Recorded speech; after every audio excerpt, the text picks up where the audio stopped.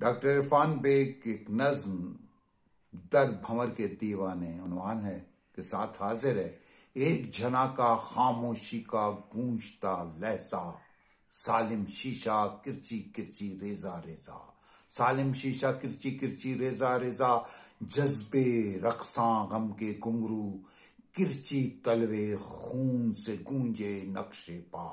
خون سے گونجے نقشے پا، درد بھنور کے دیوانے منزل پہ آ، درد بھنور کے دیوانے منزل پہ آ، غم کے لشکر آنکھ صدف آنسوں کے موتی،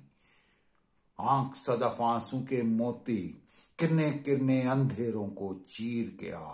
اندھیروں کو چیر کے آ، مے خانے کی جوت جگا، نظروں سے پلا آواز سجا، نظروں سے پلا آواز سجا، درد بھنور کے دیوانے منزل پہ آ۔